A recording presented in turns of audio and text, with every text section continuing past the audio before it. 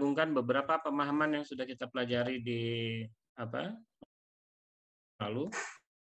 Itu kita sudah bicara tentang pentingnya, tentang risiko, tentang yang terakhir kan tentang penganggaran modal. Nah, sekarang kita akan gabung.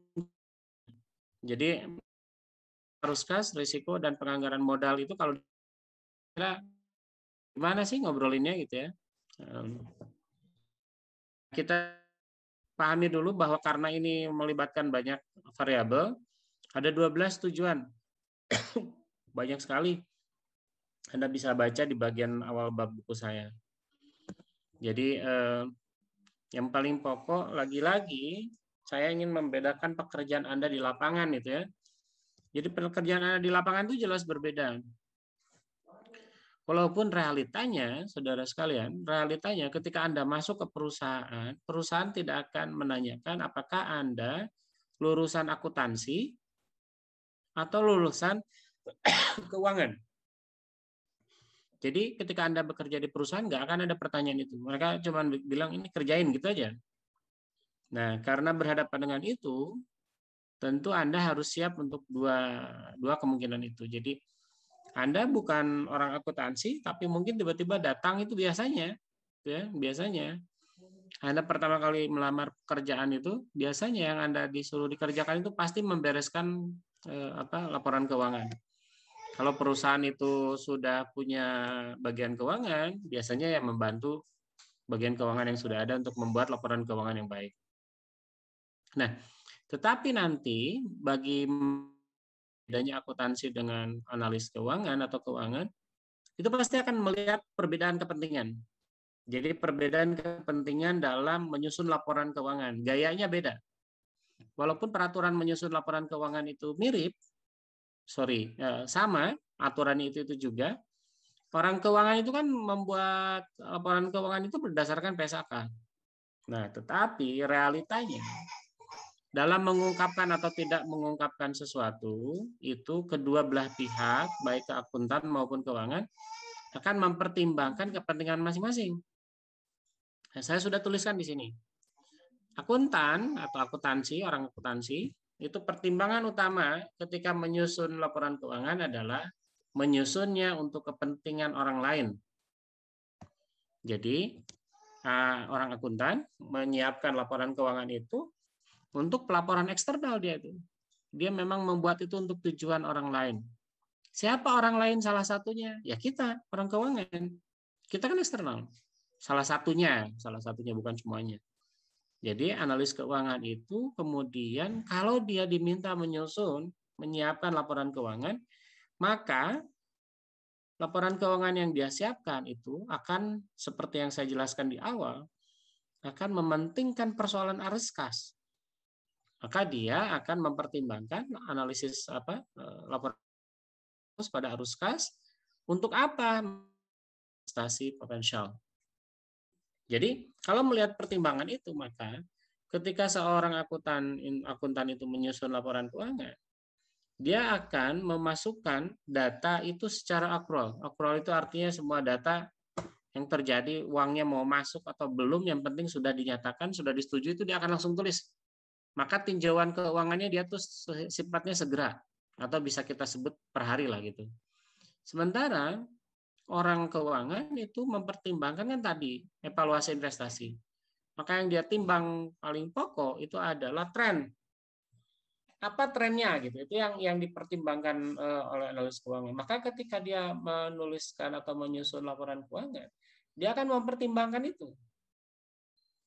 Kalau misalkan tren keuangan yang timbul itu akan berakibat buruk pada laporan keuangan, pandangan orang terhadap laporan keuangan perusahaan kita, biasanya mereka akan lebih cenderung menahan, memanipulasi, dan seterusnya. Dan menahan dan memanipulasi ini tentu pada koridor yang diperbolehkan oleh tatanan hukum.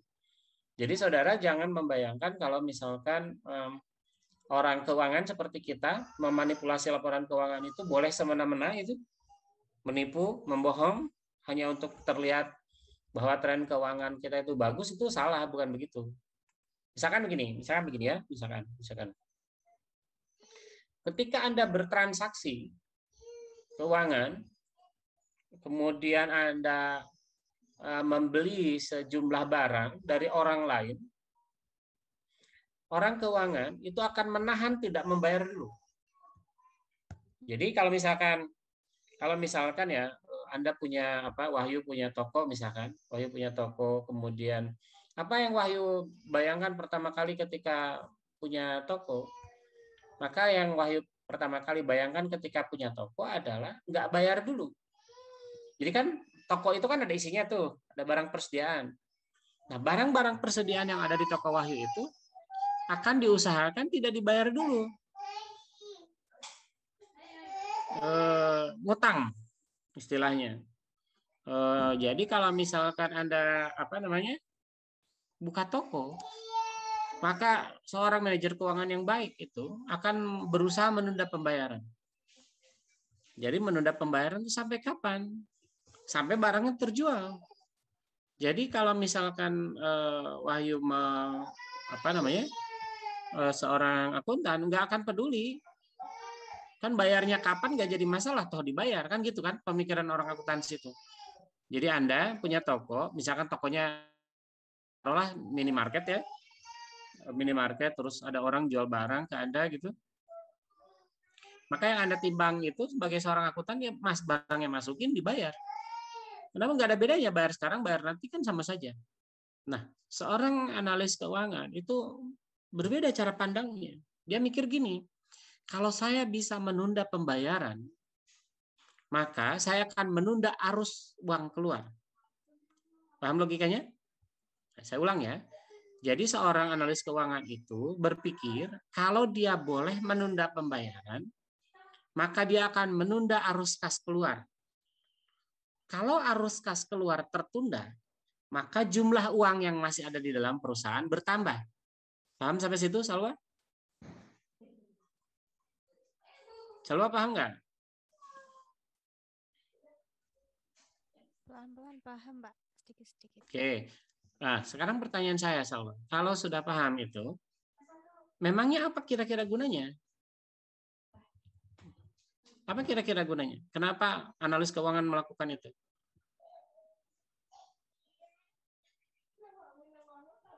Belum begitu menyimak detail, Pak. Tadi agak itu. Oke, saya ulang ya.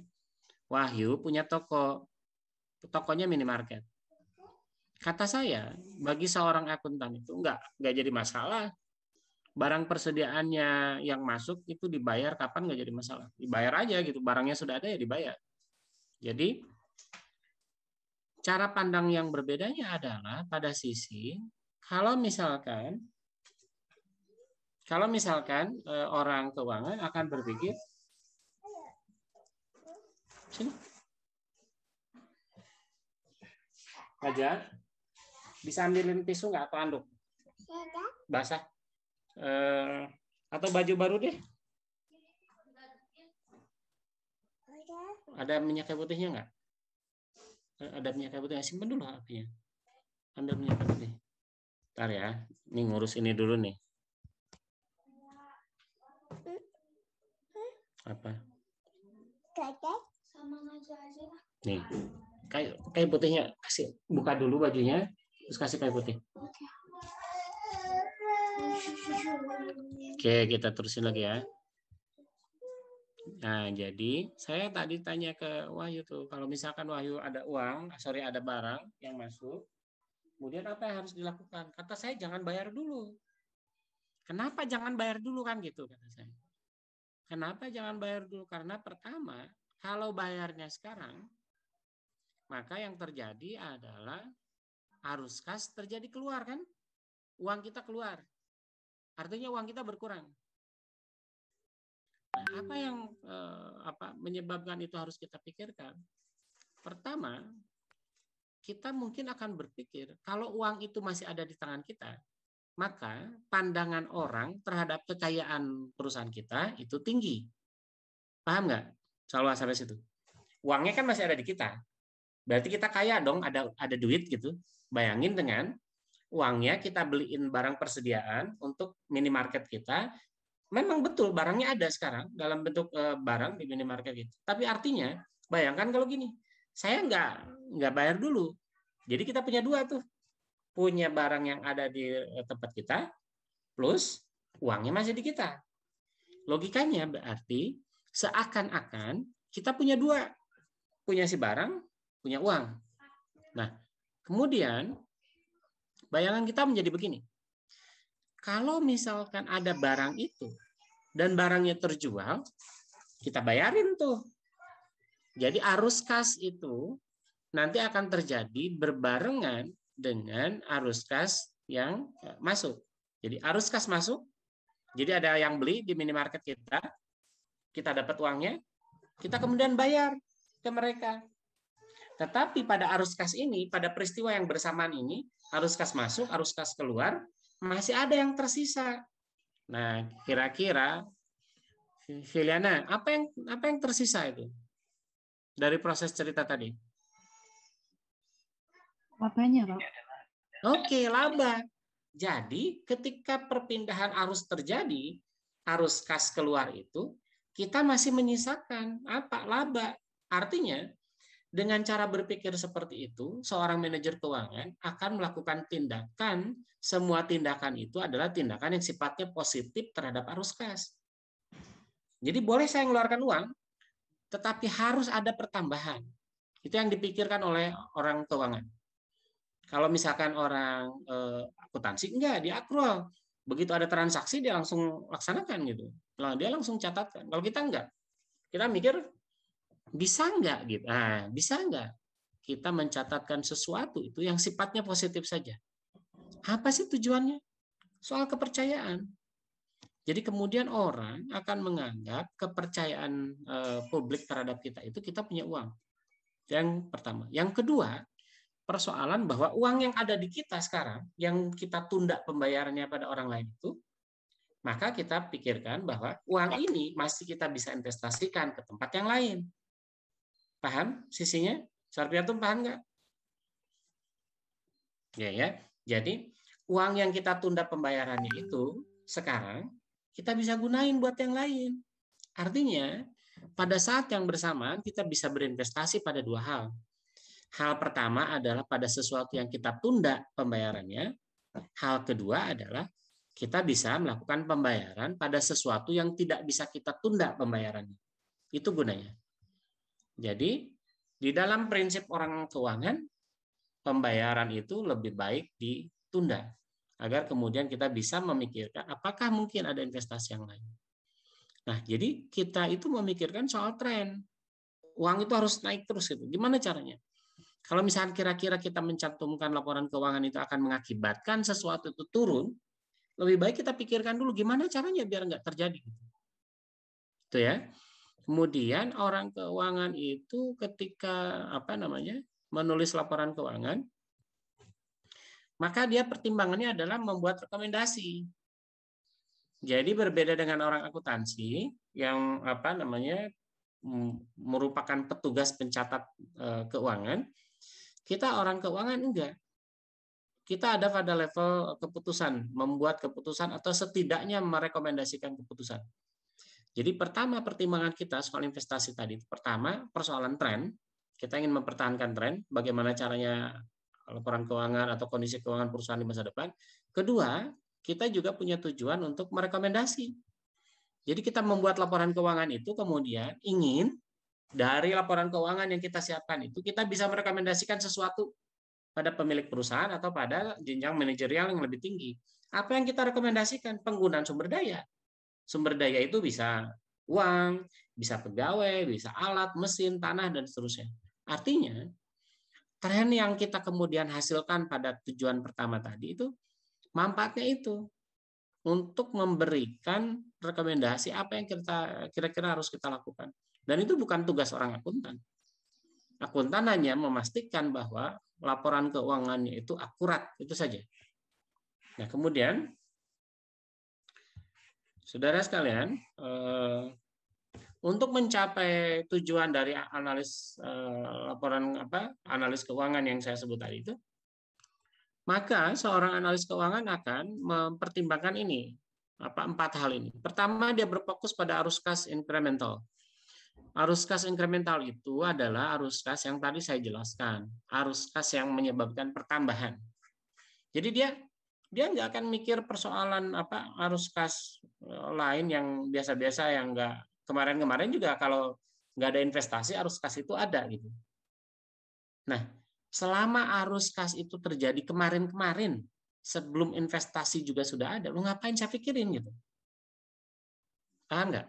Jadi orang keuangan hanya memikirkan pertambahan yang muncul akibat tindakan manajerial.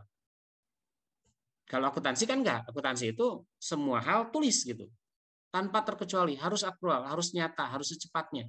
Kalau orang keuangan enggak, mikirnya apa yang harus kita pertimbangkan ketika terjadi investasi. Jadi ada investasi, ada perubahan arus kas. Nah, perubahan arus kas itu yang kita pikirkan. Kenapa itu terjadi, bagaimana itu terjadi, bagaimana caranya agar itu positif, bagaimana menghindari negatif, dan seterusnya. Itu yang kita pikirkan. Jadi yang kita fokus adalah pada incrementalnya. Kemudian yang kedua, mengabaikan biaya pembiayaan. Jadi orang keuangan itu biasanya menunda, jadi bukan mengabaikan itu artinya betul-betul nggak dipikirin, nggak. Menunda biaya pembiayaan. Kenapa? Karena dipikirnya begini. Biaya pembiayaan itu biasanya sudah menjadi bagian dari perhitungan biaya investasi. Jadi biasanya biaya yang timbul karena pembiayaan itu sudah menjadi bagian dari perhitungan biaya investasi. Misalkan begini. Tadi kan saya mencontohkan Wahyu membuat minimarket. Nah, biaya minimarket itu mungkin itu tidak seluruhnya pembiayaannya itu dari pribadi. Mungkin pembiayaannya itu dari orang lain, dari eksternal. Tentu kemudian akan mengakibatkan pembiayaan. Logis kan? Nah, karena ada pembiayaan tadi, pembiayaan eksternal, maka logikanya akan timbul biaya atas pembiayaan itu. Nah, biaya ini relatif tidak dipikirkan pada arus kas. Kenapa? Karena sudah dinyatakan tadi dalam investasi. Jadi kalau Anda menyusun pertimbangan investasi itu, Anda biasakan menggunakan IRR atau NPV, itu kan di dalamnya sudah ada biaya investasi itu. Jadi biaya atas pembiayaan itu sudah dihitung. Jadi buat apa saya timbang lagi? Ketiga, untuk mencapai tujuan yang tadi disebutkan soal investasi itu, orang keuangan mempertimbangkan pajak. Sangat mempertimbangkan pajak. Kenapa? Karena itu akan menimbulkan kesalahan pemikiran kalau nggak ditulis lebih dulu ya. Yang keempat, kemudian lihat, perhatikan yang ini, yang nomor 4 ini. Nomor 4 itu menyesuaikan untuk beban non tunai. Ini sangat berhubungan dengan dasar mempertimbangkan pajak. Jadi begini saudara sekalian, kalau misalkan kita menjadi orang keuangan, maka kita akan mempertimbangkan, kan tadi kita punya pertimbangan soal pajak nih. Pajak itu tentu akan mengurangi laba. Logis ya? Nah, pertanyaannya adalah, bisakah pajak dimanipulasi? Jadi pertanyaannya, bisakah pajak dimanipulasi? Manipulasi itu apa sih artinya? Bisa nggak bayar pajaknya aku lebih kecil gitu? Bisa. Pajak itu bisa dibayar lebih kecil. Ada beberapa hal yang bisa membuat pajak dibayar lebih kecil. Ayo, saya minta contohnya. Ingatkan apa yang sudah dibahas beberapa minggu lalu. Alvan, apa yang bisa membuat pajak dibayar lebih kecil? Satu.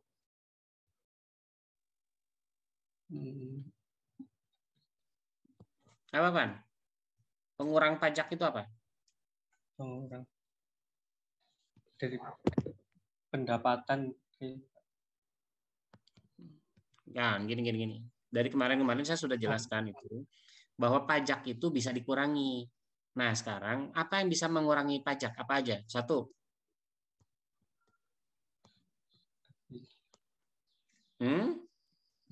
Lihat catatan. Waduh.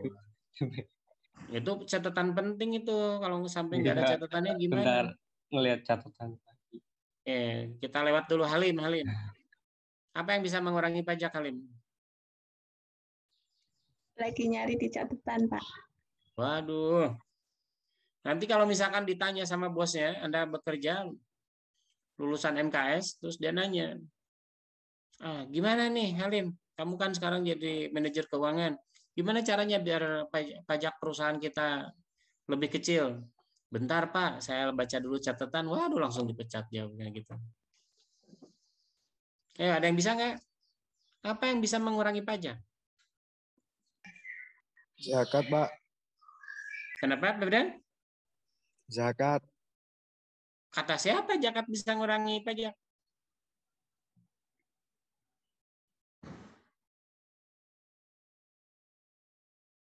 Febrian? Ini kacau.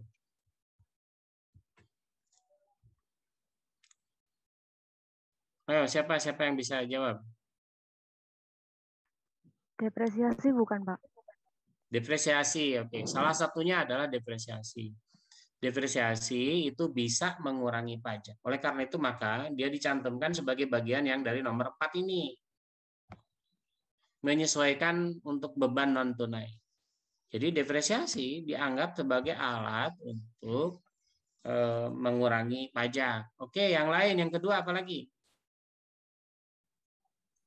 Iuran dana pensiun, Pak. Iuran dana pensiun. Gimana caranya mengurangi pajak? Misalkan nih, perusahaan harusnya membayar pajak atas kepemilikan dia itu 1 miliar. Pajak atas pendapatannya 1 miliar. Terus gimana caranya ngitung dana pensiun itu mengurangi pajak?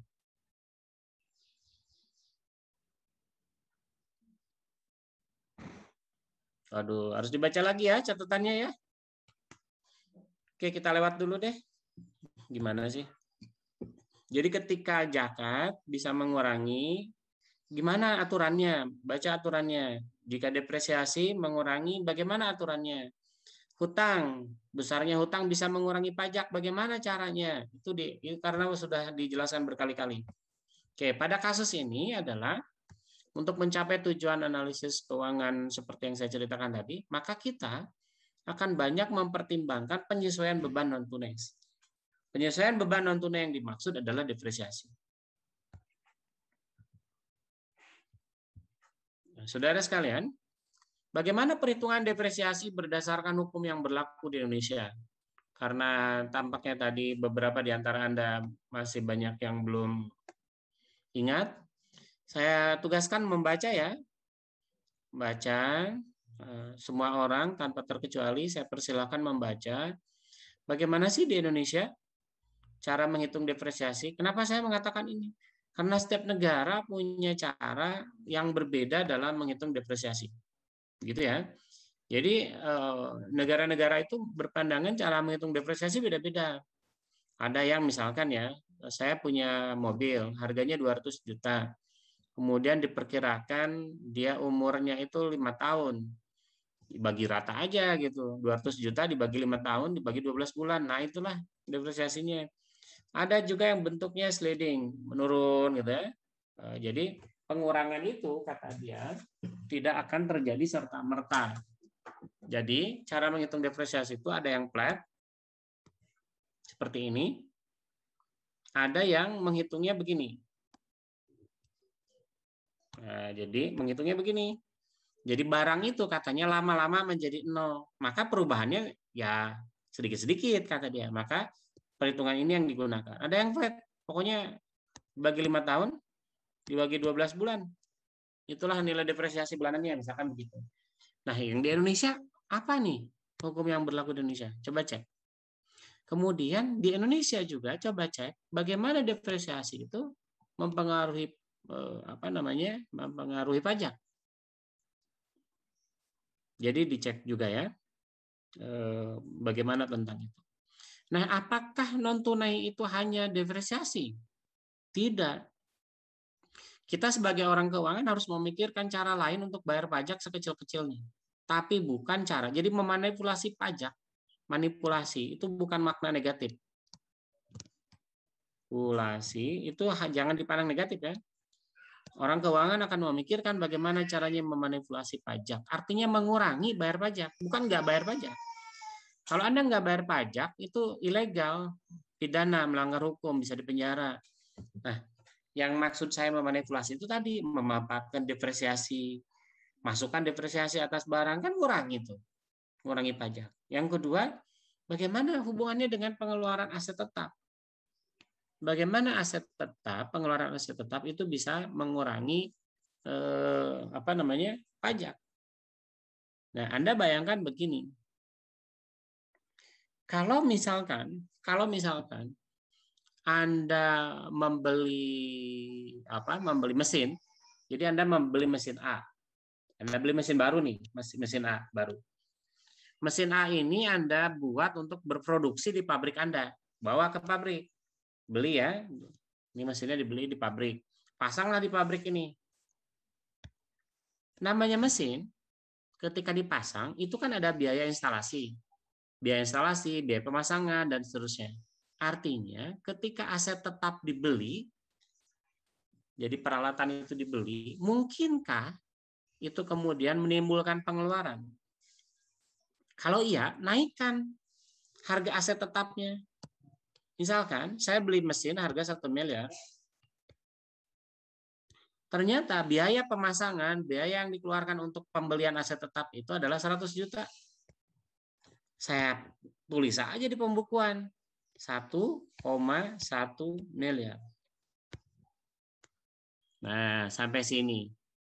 Kira-kira ada nggak di antara Anda yang bisa menebak kenapa saya melakukan itu? Ayo, ada yang bisa menebak? Kenapa saya sebagai manajer keuangan memasukkan biaya atas peralatan, mesin, pokoknya untuk aset tetap lah. Kenapa saya melakukan itu kira-kira? Ada yang bisa jawab? Mil, kamu Mil, milenial. Mil? Mana enggak keluar? Nyalain kameranya dulu. Saya ngecek dulu yang tidur sama enggak tidur.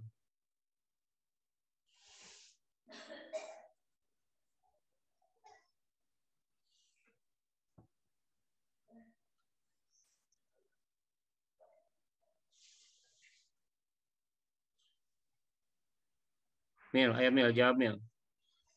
Sebagai seorang manajer keuangan, kenapa saya melakukan itu kira-kira? Strategi apa yang saya lakukan?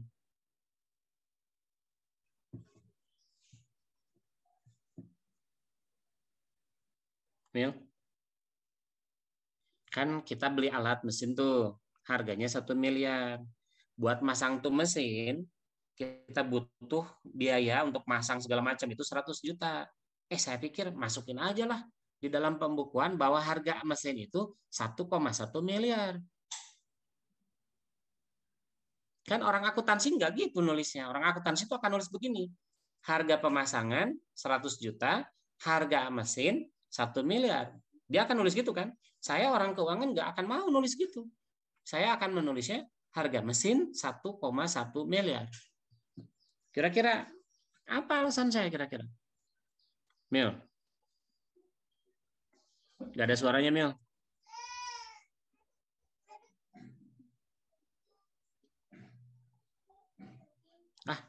Ini cuman saya aja nggak bisa dengar. Ganti orang.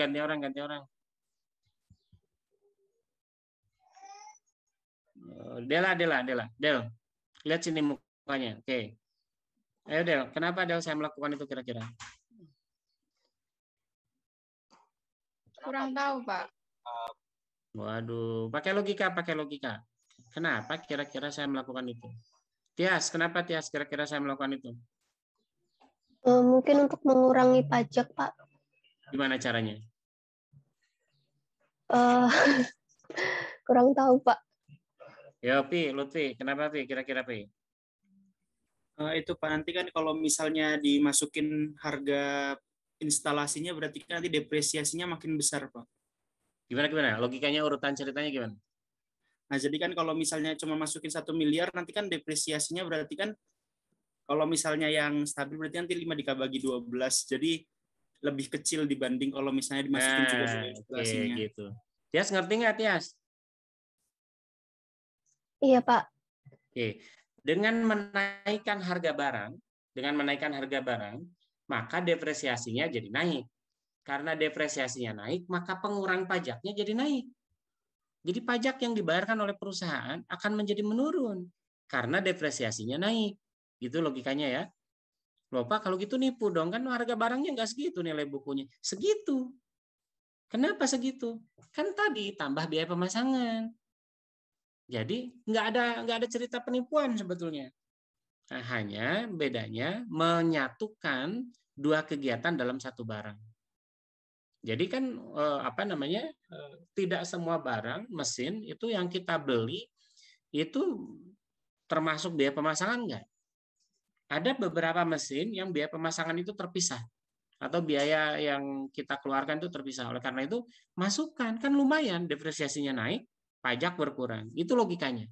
Nah, itu hanya salah satu saja.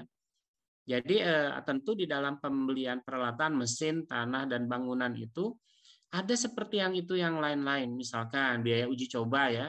Misalkan Lutfi itu menjadi pengusaha pemilik pengusaha pemilik pelabuhan. Oke, Lutfi punya pelabuhan. Kemudian di pelabuhan itu kan ada bantalan tuh. Tahu bantalan nggak? Ada yang tahu nggak bantalan? Pi, tahu nggak Pi? Bantalan apa Pi?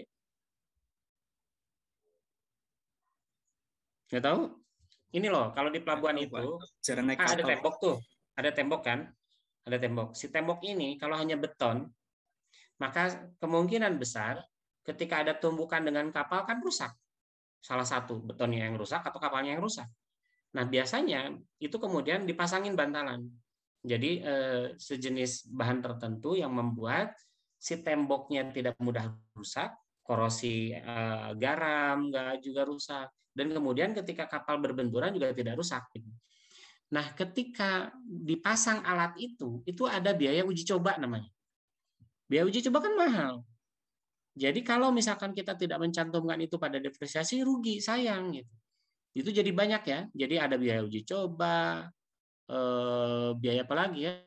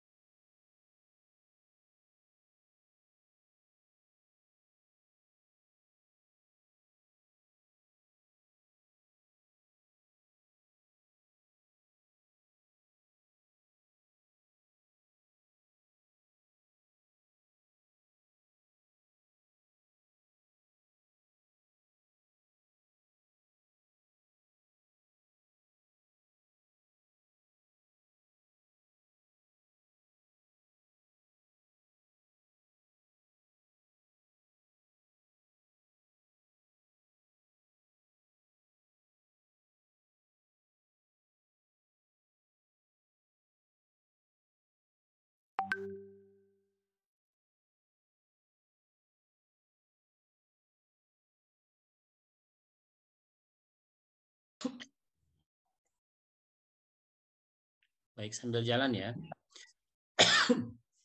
Jadi, ketika kita memikirkan tujuan dari perusahaan tadi, persoalan bagaimana investasi itu terjadi, maka kita sebisa-bisa harus memikirkan bagaimana caranya agar arus kas positif pada perusahaan itu meningkat dan mengurangi sekecil-kecilnya arus kas yang keluar. Strategi depresiasi adalah salah satunya tadi. Kemudian berikutnya adalah strategi pengeluaran aset tetap. Jadi pengeluaran aset tetap dinaikkan. Nah, persoalannya adalah apakah strategi ini tidak menimbulkan persoalan? Ada menimbulkan persoalan. Persoalannya adalah begini. Jika suatu saat kelak barang ini mau kita jual, jadi apa yang kita punya itu kita mau jual, maka yang kita jual adalah harga yang mana kira-kira? Ada yang bisa membayangkan harga?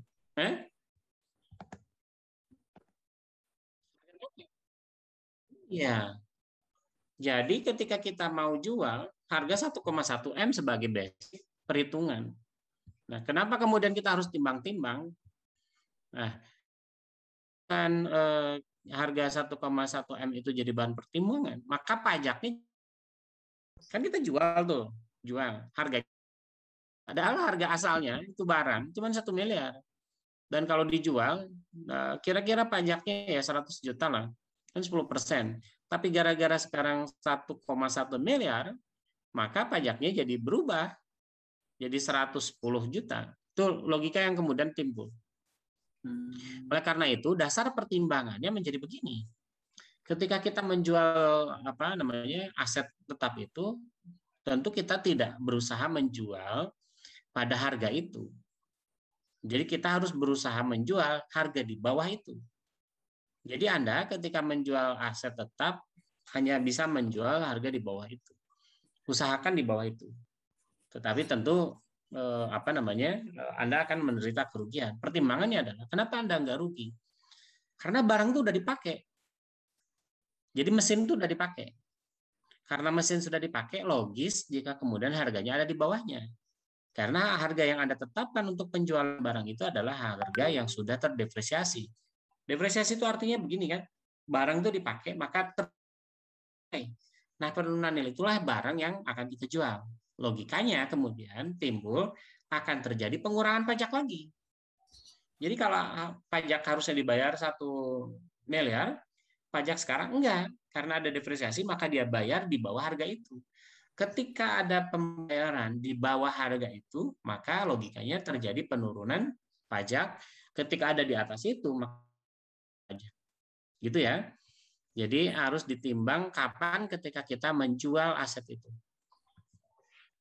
Nah, saudara sekalian, di dalam pertimbangan investasi, kita sebagai orang keuangan juga harus mempertimbangkan belanja modal kerja.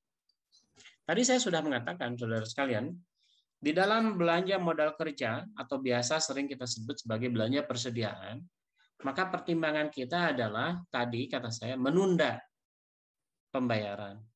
Tetapi di sisi lain, bayangkan begini. Bayangkan begini. Kalau kita menunda pembayaran, kita sebagai pengusaha, sebagai orang keuangan, menunda pembayaran, maka apakah itu juga tidak akan dilakukan oleh semua orang? Atau minimal semua orang yang ada di kelas ini? Sekarang ini ada 24 orang. Jadi 24 orang ini kemudian bergerak di berbagai bidang usaha. Karena semua orang pernah jadi mahasiswa saya, maka Anda semua ingat saran saya. Jadi ketika Anda nanti ngurus perusahaan, kemudian Anda ingat. Kata Pak Darmawan juga dulu, kalau beli barang persediaan, usahain nganjuk. Nganjuk itu ngutang gitu ya. Usahain ngutang, bayarnya nanti aja belakangan kalau sudah ada penjualan.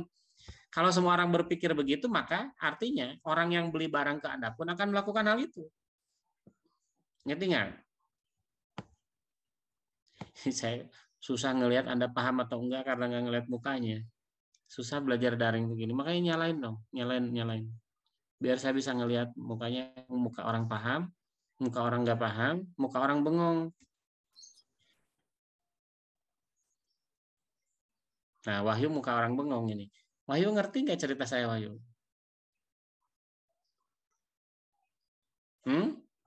Nggak ada suaranya. Paham, Pak, paham. Oke, Aik ini nyalain kamera atau nge-screenshot kamera ketika pas kelihatan seperti kamera? Hilang malah. Oke. Man, kamu segala tahu, Man. Apa dukun? Oke. Apa katanya? Tulis pesan. Oh, susah sinyal. Kasihan. Di mana dia? Di gunung? Di atas Gunung Bromo. Klaten kan dekat. Masih Indonesia. Oke, jadi gini ya ceritanya. Bayangkan kalau semua orang itu mahasiswa saya. Dan mereka tahu bahwa kalau membeli sesuatu ke pemasok, ini ya pemasok ini, bayarlah secara kredit. Misalkan, bayangannya begini. Apa namanya? Bentar, ada yang masuk lagi. Lutfi itu membuat perusahaan mobil. Lutfi itu perusahaan mobil. Dia dipasok oleh kamu, Man. Itu perusahaannya perusahaan besi lah. Kemudian Lutfi jual barang ke perusahaan otobus. Si perusahaan otobus itu ternyata mahasiswa saya, namanya Wahyu. Si perusahaan otobus bayar ke Lutfi kira-kira pakai apa? Kredit, kan tadi sudah dikasih tahu sama dosennya. Dosen itu saya. Jadi kalau bertransaksi usahain kredit. Dia kredit ke sini. Nah, Lutfi padahal ingin ke sini itu dia si ini tuh bayar ke sini tuh tunai. Kenapa? Karena dia sendiri menunda pembayaran ke kamu, Man. Jadi akhirnya logikanya kalau semua orang melakukan hal yang sama, maka arus kas terjadi nggak? Ayo, logikanya. Kalau semua orang melakukan hal yang sama, arus kas terjadi nggak? Pan, matanya lihat sini. Oke, Pan. Arus kas terjadi nggak, Pan, sekarang, Pan? Tidak terjadi. Enggak, iya. Iya, karena semua orang tidak melakukan pembayaran. Artinya, secara teori, kemudian semua orang tidak akan mendapatkan keuntungan apa-apa. Nah, yang jadi masalah, apakah benar semua orang itu melakukan itu? Tidak. Nih, misalkan perusahaan otobus membeli dari Lutfi, membeli bis. Kemudian apakah dia membelinya tunai? Tidak, kredit. Tapi apakah kreditnya sama Lutfi? Bukan. Kan kreditnya sama orang lain gitu. Nah, jadi ini seringkali putus di sini. Jadi sebetulnya yang akan menikmati ini. Jadi siapa ini? Ini adalah produsen barang jadi. Ini siapa ini? Produsen barang mentah atau setengah jadi. Jadi untuk produksi barang mentah dan setengah jadi, dia akan menjadi korban pada pola pikir tentang kredit, penundaan pembayaran. Sementara pada produsen barang jadi itu relatif tidak. Jadi produsen barang jadi relatif menikmati proses penundaan pembayaran. Ya, paham tentang ini ya. Nah, sekarang kita bicara soal nilai terminal. Nilai terminal itu apa sih? Nilai terminal itu begini. Ingat nggak tadi? Saya ulang ya. Saya ulang. Biar paham nih. Pahmi? Ingat nggak? Salah satu tujuan orang manajemen keuangan menyiapkan laporan keuangan itu apa katanya tadi? Salah satu tujuannya.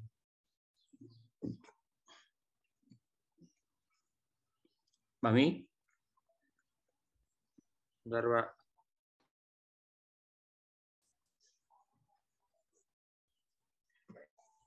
Bentar ya. Saya ambil bantal dulu.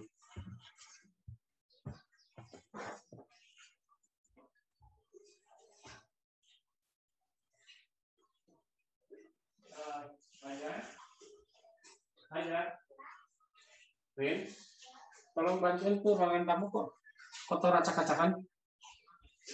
Nah, nggak suka lihat acak-acakan. Next.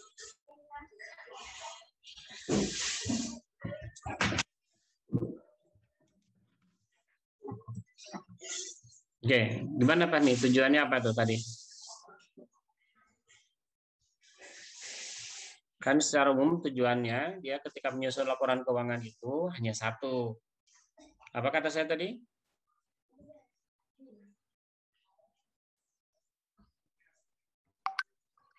Nurul intik koma.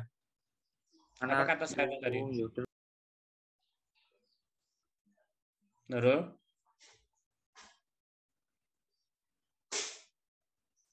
Ini semua orang jaringan, masa sih? Halim. Lim. memperhatikan Alif. tren nggak? Sebelum tren. Tujuannya apa tadi? Sebelum tren? Yang membuat rekomendasi keputusan. Itu kan sesudahnya. Sebelum itu, tujuan dari manajemen keuangan itu apa? Evaluasi investasi. Iya. Jadi dia tujuannya itu melakukan evaluasi investasi. Nah, untuk mengerjakan itu, maka kemudian dia melakukan analisis tren. Oke, dari pemikiran analisis tren tadi, maka kemudian kita ketika melakukan analisis tren itu, maka ketika kita beli peralatan, beli mesin, atau mengakuisisi perusahaan orang gitu ya, jadi perusahaan orang kita beli gitu, maka yang harus kita lakukan adalah melakukan analisis tren. Jadi ketika Halim beli perusahaan, Halim punya perusahaan, kemudian Halim beli perusahaan orang lain, maka yang ditimbang oleh Halim adalah berapa kemungkinan tingkat kemajuan perusahaan itu di masa depan. Berapa laba yang didapat oleh Halim di masa depan. Misalkan Halim membeli perusahaan PO Box, membeli perusahaan otobis tadi. Jadi membeli perusahaan transportasi, misalkan apa yang paling banyak di Jawa Tengah itu efisiensi. Itu ada perusahaan bis di Purwokerto namanya efisiensi. Dibeli sama Halim perusahaan itu. Dibeli seharga 300 miliar. Maka Halim bakal mikir gini, ini kira-kira saya akan dapat uang berapa? Selama setahun yang akan datang, 2 tahun yang akan datang, 3 tahun yang akan datang. Masalahnya apa 300 miliar itu akan kembali dalam waktu 3 tahun? Mungkin tidak gitu. Kembalinya dalam waktu 6 tahun, 7 tahun, 8 tahun. Nah, karena jangka waktu investasi itu kemudian melibatkan uang yang besar, itu kembalinya dalam jangka waktu yang lama, maka Halim harus membuat analisis tren dalam jangka waktu yang lama pula. Paham nggak? Sebentar ya.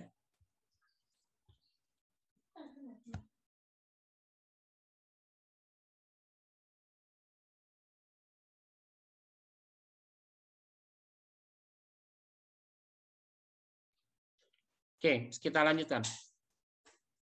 Jadi bayangannya di kepala kita itu bagaimana memperkirakan arus tren yang begitu panjang gitu. Apakah ada kemungkinan kesalahan perhitungan? Mungkin.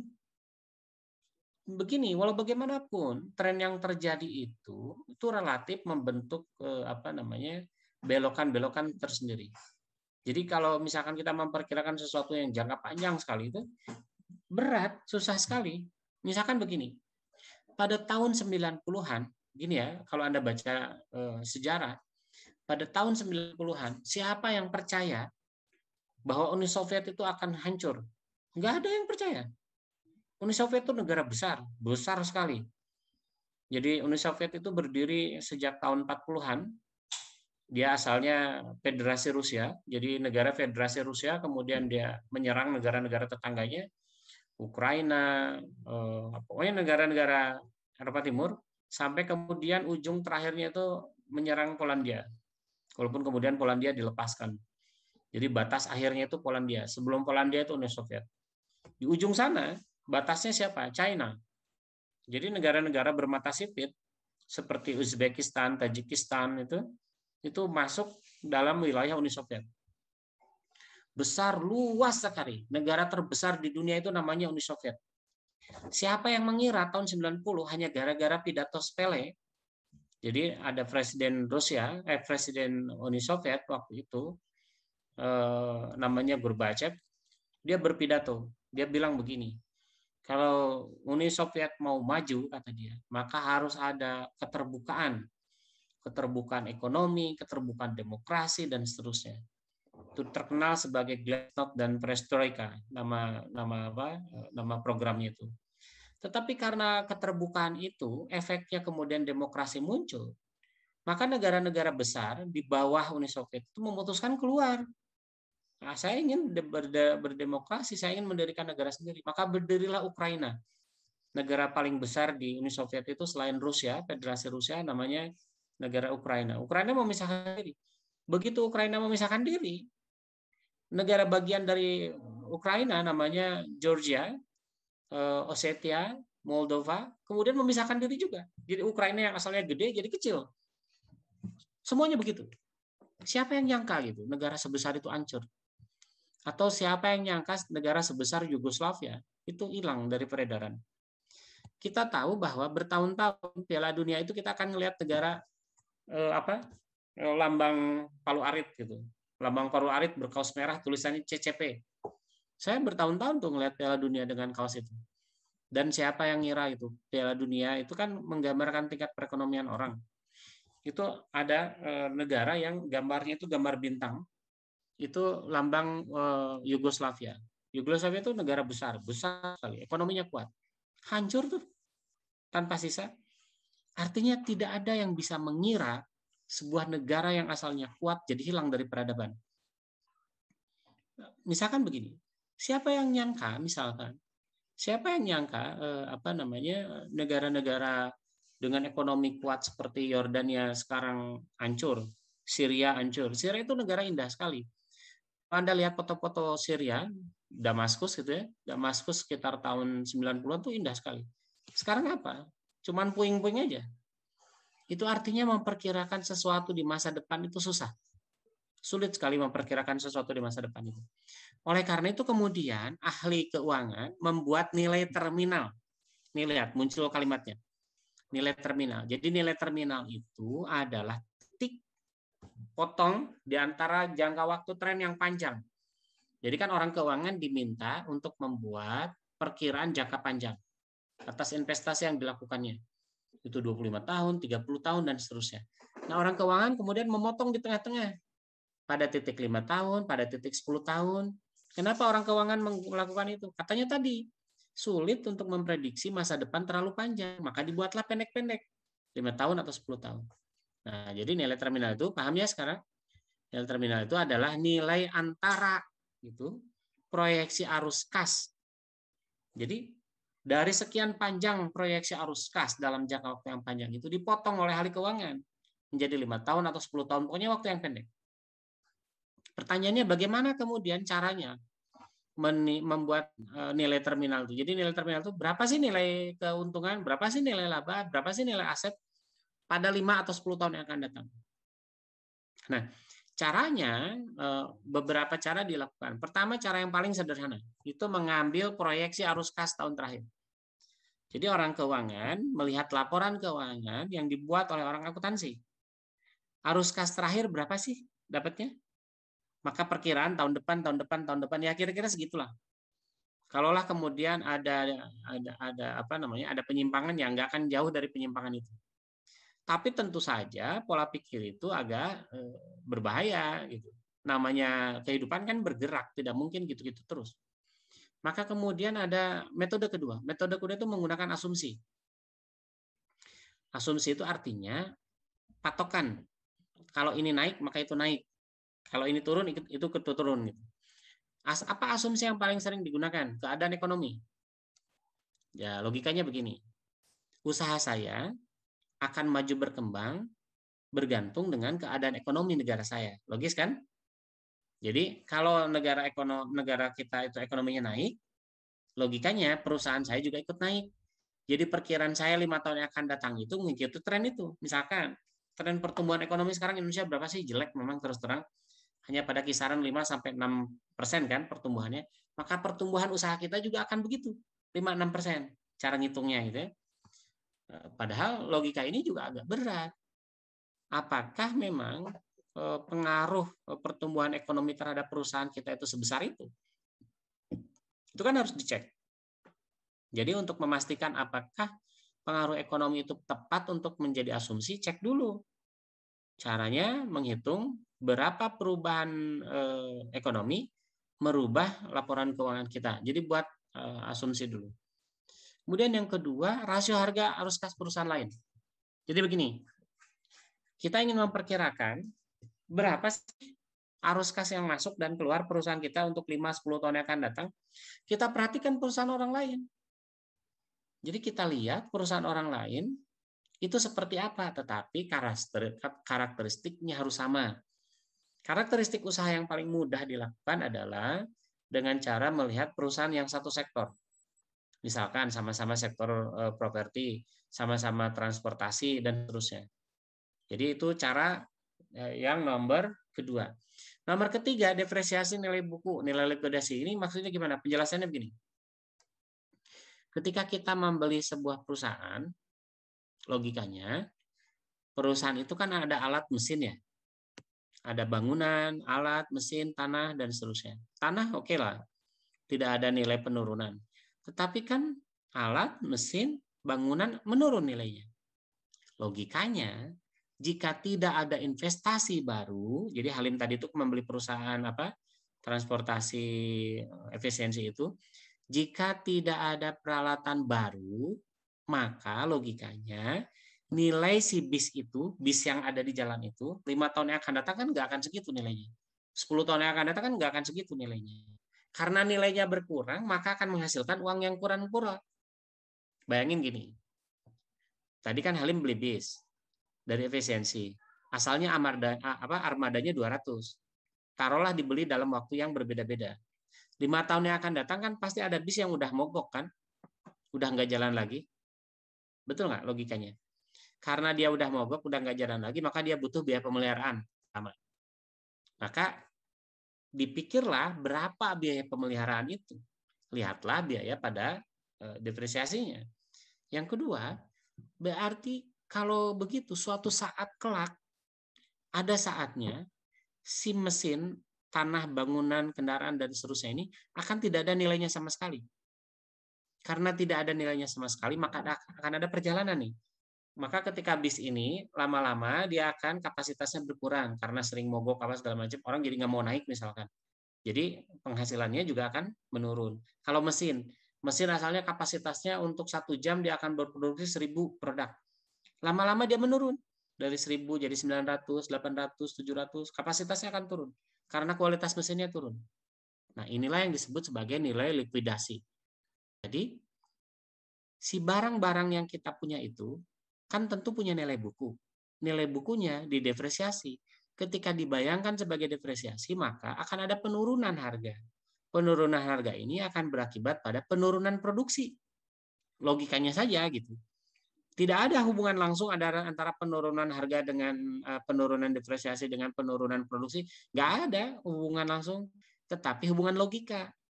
Makanya dia depresiasi juga berarti kan umurnya sudah menurun. Karena umurnya sudah menurun, maka kapasitas produknya harusnya juga menurun. Jadi kalau begitu nilai terminal bisa ditentukan dengan asumsi nilai depresiasi dari nilai baku. Jadi kalau misalkan umur si bis tadi itu adalah 10 tahun, umur bisnya 10 tahun, maka 10 tahun yang akan datang tanpa peremajaan, jadi tanpa membeli bis baru, tanpa perbaikan, tidak ada biaya pemeliharaan, maka 10 tahun yang akan datang, si perusahaan ini akan menurun, akan nol. Tidak menghasilkan uang sama sekali dan tidak ada aset sama sekali. Begitu cara logikanya. Jadi nilai terminal itu caranya ada 2 ya. Pertama, dengan cara paling sederhana, lihatlah proyeksi arus kas tahun terakhir. Gunakan proyeksi itu untuk memperkirakan pendapatan atau proyeksi tahun yang akan datang.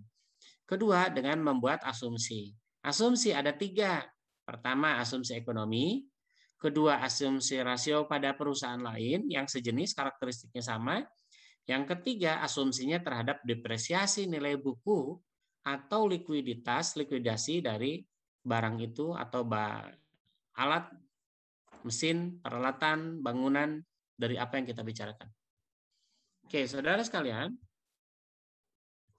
Berikutnya adalah kalau kita timbang-timbang dari tadi, maka yang kita bicarakan sebagai seorang analis keuangan, yang kita bicarakan itu sebetulnya kan arus kas.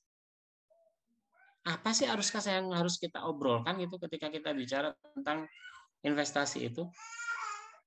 Arus kas yang relevan untuk investasi secara definisinya begini kata-katanya.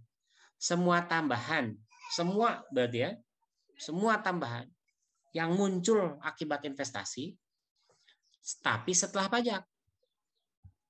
Jadi setelah pajak, itu di dalamnya ada arus kas pengeluaran awal, arus kas operasi, nilai terminal, yang terkait dengan investasi yang diusulkan. Jadi arus kas yang relevan untuk investasi itu adalah semua tambahan. ketika investasi dilakukan, tetapi dihitungnya setelah pajak. Nah, yang kedua, kita harus mempertimbangkan begini. Arus kas ini katanya tadi sesuai yang sudah saya jelaskan itu mengabaikan biaya pendanaan, termasuk pengeluaran modal kerja dan pemulihan dan mencerminkan penyesuaian. Gitu. Jadi kalau misalkan begitu, ada 4 yang bisa kita ambil kesimpulan. Apa sih yang dimaksud arus kas relevan itu? Pertama, arus kas tambahan tadi. Nah, yang jadi masalah adalah bagaimana cara melihat arus tambahan ini. Saudara sekalian, seperti yang sering saya katakan pada Anda semua, saya sebagai dosen, kalau tidak memiliki pengetahuan praktik di lapangan, agak susah sebetulnya. Jadi kalau Anda ingin mengetahui betul tentang apa yang terjadi tentang pengelolaan keuangan, Anda harus datang ke perusahaan itu. Jadi ketika Anda PKL, kerjalah di PKL yang ada kelola uangnya gitu. PKL itu jangan buang-buang waktu di tempat yang nggak jelas.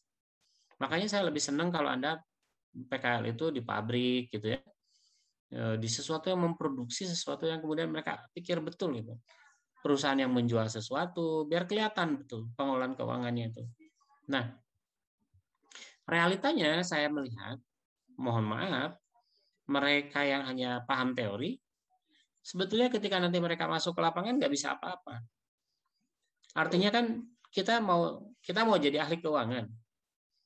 Tetapi ahli keuangan yang nggak pernah ngelihat uang, kan susah. Seperti Anda ingin menjadi ahli dalam berenang, tapi Anda nggak pernah terjun ke air. Atau coba deh gini, paham kan cara naik sepeda? Gampang kan?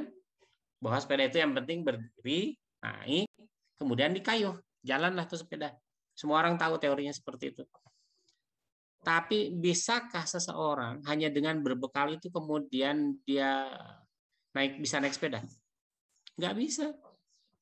Dia harus praktik naik sepeda dulu, jalan, kemudian dia paham itu. Karena harus ada perasaan. Perasaan itu tidak bisa dipelajari. Ambil contoh misalkan, beberapa orang dari Anda kan bisa mengendarai mobil. Di mobil itu ada perasaan mengatur kopling. Kopling itu orang tahu kalau mau oper gigi, 1, kedua, 2, ketiga, dan seterusnya itu harus injek kopling. Pertanyaannya adalah, segimana nginjeknya? Karena kalau nginjeknya kebanyakan, mobilnya nggak maju. Kalau nginjeknya kurang, mobilnya berhenti. Persis sama seperti orang yang pakai motor pakai kopling kan sama. Kalau koplingnya terlalu ditekan, ya nggak akan maju motornya, lama-lama jatuh. Kalau misalkan terlalu dilepas juga motornya berhenti. Nah, perasaan itu yang dimaksud.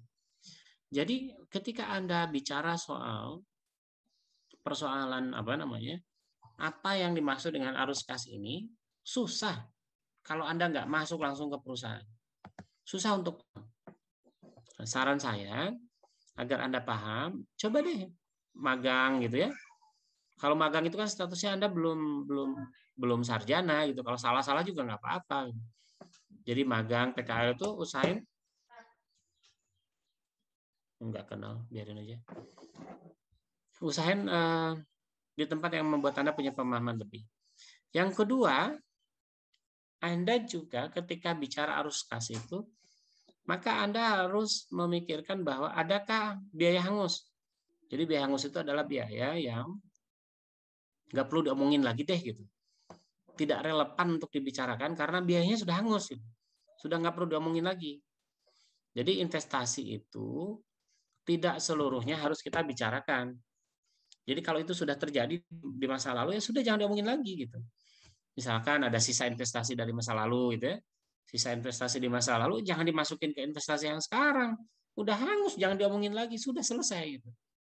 Yang kedua, kalau biaya arus kas tambahan itu relevan untuk dibicarakan, biaya hangus itu tidak relevan untuk dibicarakan. Berikutnya adalah biaya peluang. Biaya peluang itu penting untuk dibicarakan. Gini misalkan, Anda punya tanah, bangunan, punya mesin, tapi nggak dipakai. Nah, ketika Anda bicara soal investasi, Anda harus mempertimbangkan apakah ada peluang kalau barang itu dipakai. Misalkan begini, Anda punya tanah, taruhlah kolam ya, tanahnya dalam bentuk kolam ikan. Kemudian Anda putuskan, Anda nggak akan ngotak-ngatik itu dulu tanah, karena Anda berencana menunggu jalan raya di depan tanah itu bagus, atau pintu tol ada keluar. Karena Anda kalau misalnya itu jadi, Anda mau bikin properti di situ, mau bikin perumahan. Maka kemudian Anda tunda. Tanah itu tidak dipakai apa-apa. Viliana paham nggak cerita itu? Viliana? Paham, Pak. Ya, jadi Viliana punya tanah kolam ikan, itu nggak disewain, nggak apa, dibiarin aja gitu. Ada peluang tuh, ada peluang untuk disewain, ada peluang untuk ditanamin ikan gitu, nggak diapa-apain. Kenapa? Karena Viliana punya bayangan mau berinvestasi di masa depan, mau bikin perusahaan properti, mau bikin perumahan di situ, mau bikin mall di situ. Nanti aja, saya simpen dulu. Artinya ada biaya peluang yang hilang. Apa peluang yang hilang itu tadi? Andai saja tanah ini disewain, andai saja tanah ini saya tanamin ikan, dan seterusnya. Nah, di dalam Viliana nanti menyusun sebuah rekomendasi, Viliana harus memasukkan itu. Adakah kemungkinan kalau ini tanah digunakan kemarin-kemarin, itu berapa penghasilannya? Berarti kan ada uang yang hilang tuh. Nah, ketika Anda mau berinvestasi, maka ketika berinvestasi itu, hitunglah uang yang hilang tadi sebagai biaya peluang. Jadi, andai saja dikerjain kemarin, dapat duit ini. Nggak dikerjain, berarti ada yang hilang. Hitung dalam biaya investasi. Jadi kan nanti Viliana mendirikan mall di situ tuh. Masukin situ. Bahwa kemarin kalau disewain tanah ini dapat uang 200 juta. Maka salah satu biaya investasi dari mendirikan mall adalah 200 juta. Kemudian orang tanya, 200 juta ini dipakai apa? Enggak, ini biaya peluang. Biaya peluang itu artinya kalau andai saja ini kemarin ditanamin ikan, hasilnya 200 juta gitu. Uang 200 jutanya enggak saya dapat, gara-gara nungguin ini mau dibikin mall. Ngerti ya ceritanya? Oke, biaya peluang tuh kayak gitu. Jadi biaya peluang itu penting untuk dihitung. Kedua adalah biaya kanibalisasi. Apa itu biaya kanibal? Begini. Ketika kita mau mendirikan sebuah perusahaan tertentu, maka yang kita timbang salah satunya adalah apakah ada peralatan, mesin, tanah dan bangunan yang hasil dari investasi kemarin. Misalkan begini, Anda kan kemarin memproduksi sepatu. Jadi perusahaan Anda itu memproduksi sepatu kemarin-kemarin itu. Kemudian Anda membuat produksi sepatu model baru. Misalkan kemarin bahannya dari kain. Sekarang sepatunya mau bahan dari kulit. Produk baru kan? Nah, produk yang lama itu mau ditinggalin aja deh gitu. Karena tidak menguntungkan. Jadi membuat sepatu dari bahan kain itu tidak menguntungkan. Pokoknya sekarang saya mau fokus pada sepatu bahan kulit. Nah, logikanya, apa peralatan yang kemarin itu dibuang semua? Kan enggak. Peralatan kemarin masih mungkin digunakan. Nah, oleh karena itu, ketika Anda berinvestasi, hitunglah apakah ada alat, mesin, bangunan dari investasi masa lalu yang masih bisa dipakai. Maka ini relevan untuk diperhitungkan di dalam analisis investasi Anda. Paham ya? Nah, kita ulang dari awal. Jadi, arus kas yang relevan untuk dipertimbangkan dalam investasi itu apa? Semua. Gitu ya kalimatnya. Semua sesudah pajak. Minus yang tadi sudah dijelaskan. Kemudian semua itu apa sih? Contohnya, kita semua itu fokuslah pada arus kas tambahan. Arus kas tambahan itu apa? Kata saya tadi, arus kas tambahan adalah arus kas yang bertambah sesudah investasi. Arus kas itu kan terus-terusan ada. Nah, kalau arus kas itu tanpa investasi pun terjadi, jangan diomongin, jangan dipikirin. Tidak relevan untuk dibicarakan. Dia relevan dibicarakan ketika itu hanya terjadi sesudah investasi ada. Kemudian yang kedua, tidak relevan untuk dibicarakan untuk biaya yang sifatnya hangus. Biaya investasi masa lalu itu jangan diomongin lagi, dan seterusnya banyak. Gitu. Biaya peluang, apakah mungkin alat, mesin, bahan, tanah, bangunan yang akan kita gunakan itu karena ditunda untuk kepentingan investasi yang akan datang itu, ada peluang dia menghasilkan uang. Jika ada, masukin tuh sebagai item biaya investasi. Kemudian keempat adalah biaya kanibal. Jadi apakah Anda punya peralatan, mesin, bangunan pada proyek masa lalu, proyek investasi masa lalu yang masih bisa digunakan sekarang? Kalau iya, hitung tuh sebagai biaya pengurang pada arus kas keluar. Gitu ya cara logikanya. Jadi kita punya banyak pertimbangan nih kalau misalkan kita mau berinvestasi kalau begitu. Nah, ada masalah-masalah khusus lain dalam penganggaran modal selain yang sudah kita bicarakan tadi itu tentang arus kas tambahan. Pertama, tentang penjatahan modal. Jadi begini, tadi Viliana mau berinvestasi. Tadi kan kata saya, investasinya pilihannya dua. Mau properti, perumahan gitu ya, mau ngebangun mall. Atau mau yang basic aja tadi, bikin perikanan. Nah, sesudah dihitung, ternyata Viliana itu menghitung. Pak, ini bagus semua, Pak. Ini menghasilkan laba semua, nggak ada yang kira-kira rugi. Untungnya besar-besar semua. Tapi yang jadi masalah, apa Viliana punya uang untuk berinvestasi di ketiga hal tadi? Apakah tanahnya cukup? Itu kan yang harus ditimbang. Tanahnya cukup, oke, tanahnya cukup. Jadi tanahnya bisa buat perikanan, bisa buat perumahan, bisa buat mall. Karena biasanya mall, di belakang mall itu kan perumahan zaman sekarang itu. Masalahnya punya duit enggak gitu. Kata Viliana gini, Pak, kan kata Bapak sesuai teori, kalau misalkan kita tidak punya uang, ya sudah ambil pembiayaan eksternal. Bolehkah Viliana berpikir begitu? Hati-hati. Jadi kalau Viliana berpikir ya, wah saya nggak mau dua-duanya Pak usahanya. Perumahan jalan, jadi perumahan jalan, mall juga jalan. Masalahnya uangnya cuma cukup buat salah satu. Mau yang mana gitu. Itu yang jadi perkara. Nah, pertimbangan itu yang harus Viliana ambil. Sekarang begini, bolehkah misalkan Viliana menggunakan pendanaan eksternal? Boleh-boleh saja. Tapi logikanya begini. Ketika Viliana cerita pada orang lain tentang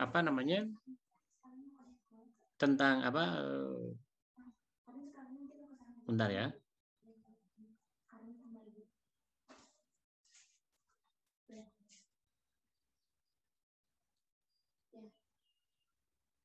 Nah, jadi pemikirannya kalau Viliana cerita ke orang lain bahwa butuh modal, maka orang akan berpikir begini, lah kemarin-kemarin usahanya nggak untung. Jadi sinyalnya negatif sama orang lain itu. Ngapain minjem lagi uang? Lah ngapain nyari pendanaan baru? Emang kemarin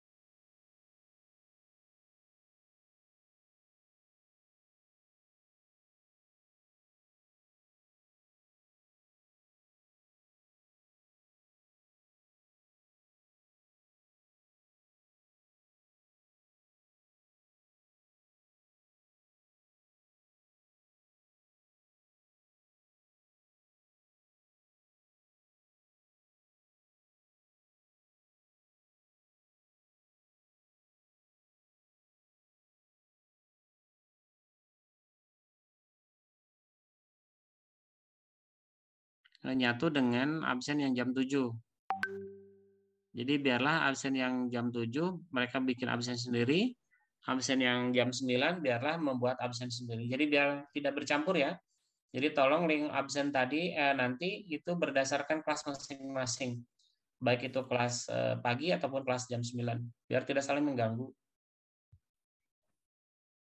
Baik, ini sesi terakhir, sesi ketiga.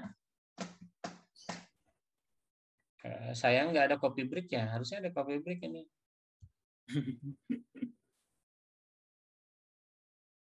Harusnya kapan-kapan tuh ada gitu. Saya dulu itu kuliah di Arman Muka, Telkom. Pak. Kenapa? Kenapa, Pep? Arman Muka itu, Pak, dan Pak.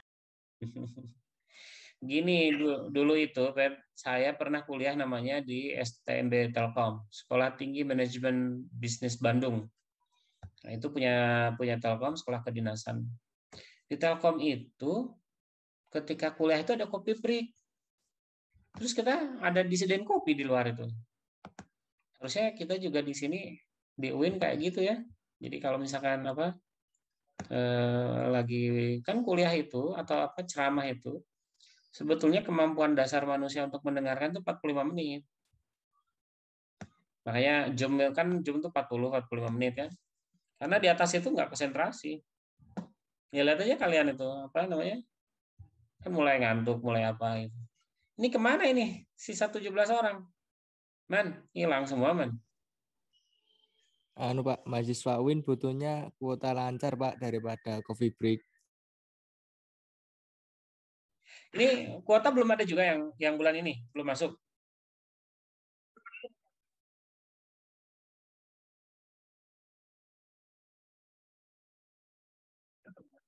Oh gitu. Untuk berapa kali kuliah itu yang dari sana, yang dari UIN?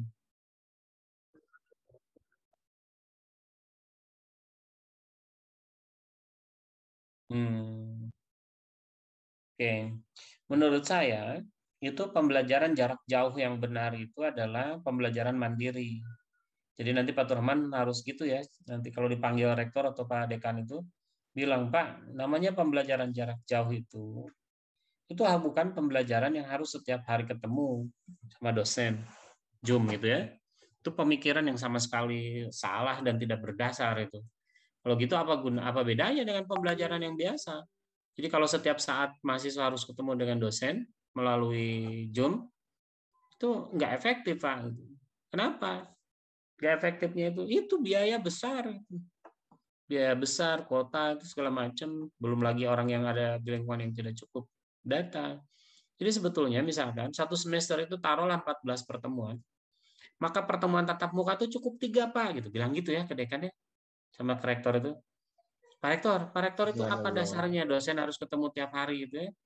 Salah, Pak gitu. Jadi 14 pertemuan itu buatlah 3 pertemuan tatap muka sama dosen.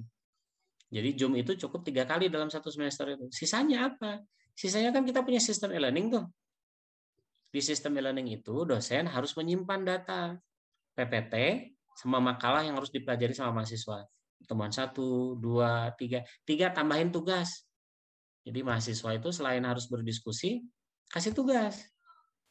Nanti kasih tugas lagi pertemuan ke-5, pertemuan ke-7. Jadi tugasnya dalam satu semester 3 kali. Tugasnya jangan tugas yang berat-berat. Tugas yang berasal dari diskusi. Jadi nanti kuotanya lebih ringan, man. Daripada gini ketemu terus. Kalau gini kan ketemu terus setiap ini, apa bedanya dengan perkuliahan biasa? Itu tidak efektif, tidak efisien. Karena kalau misalkan begini, tanpa melihat wajah mahasiswa, nggak ada gunanya juga. Nah, kalau misalkan mahasiswanya diminta menyalakan kamera terus-menerus, itu kasihan juga. Kasihan kuotanya besar, dan kasihan untuk wilayah yang jaringannya jelek. Gitu ya, Man ya? Kamu lah, pokoknya pura-pura ngerti aja nanti ngomong gitu. Buang duit lah gitu. Oke, kita terusan begini. Nah, pada kasus pilihannya tadi itu, modalnya cuma cukup buat 1, maka disebut penjatahan modal. Bagaimana ke orang lain? Bisa saja ngambil ke orang lain, tetapi efeknya memberikan sinyal buruk bahwa perusahaan kita itu nggak mampu menghasilkan laba dari proyek sebelumnya. Persoalan kedua ya, selain signaling negatif, yang kedua adalah apakah kita mau berbagi keuntungan dengan orang lain? Kita kan tahu nih,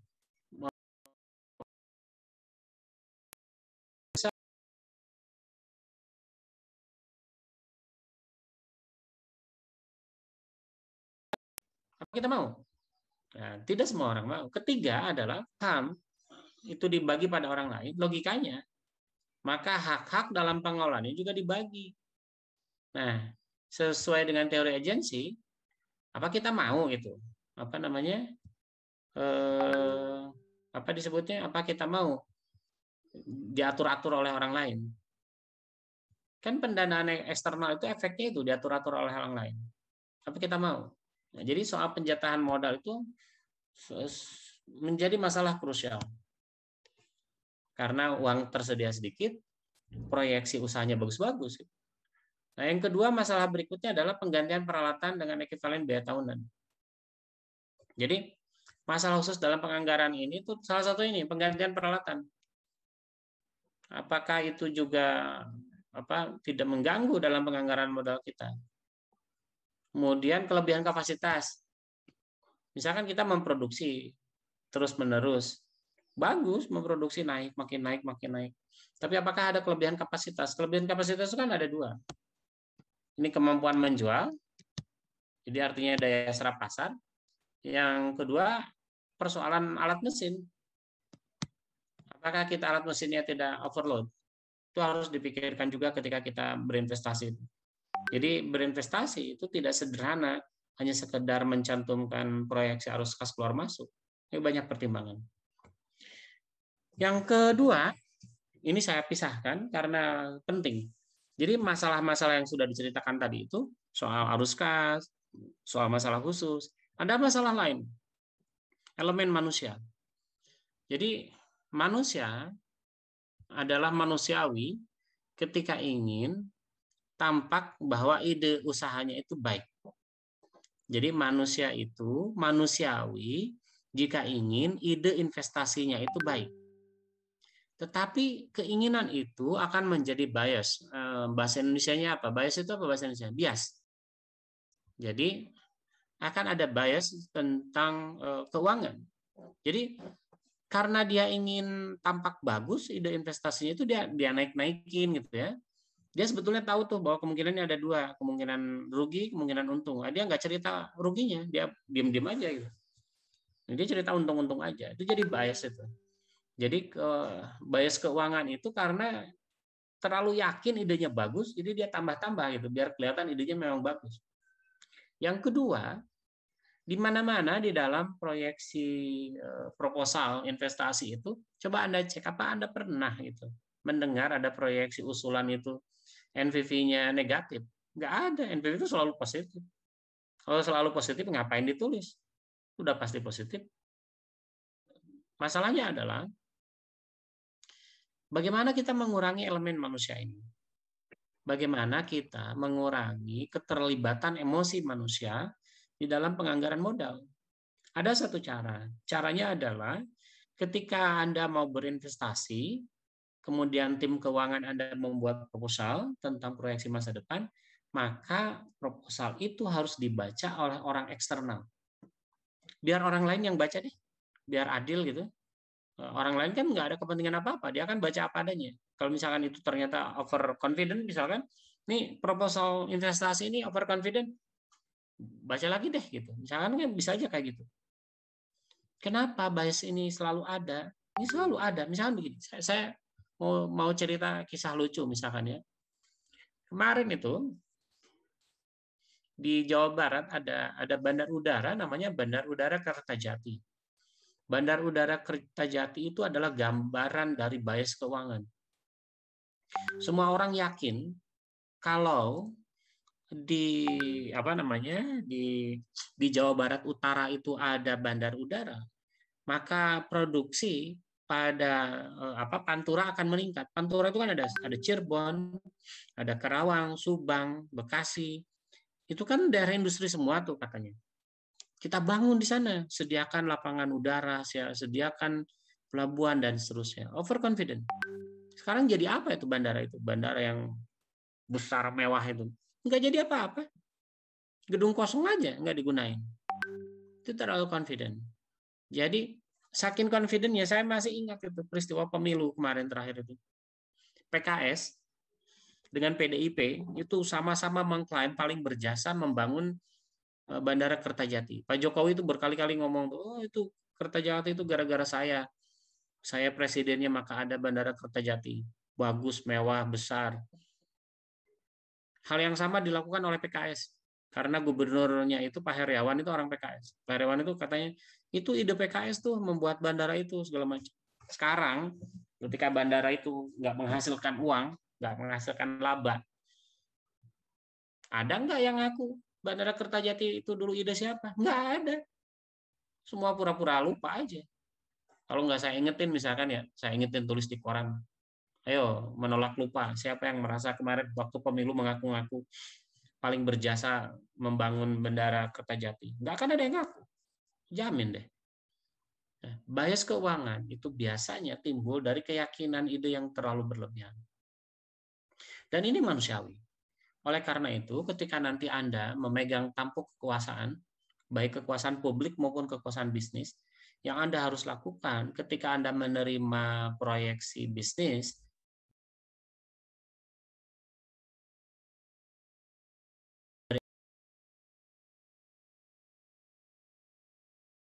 investasi itu membaca secara objektif apakah benar keuntungan-keuntungan proyeksi yang dituliskan itu memang realistis atau tidak.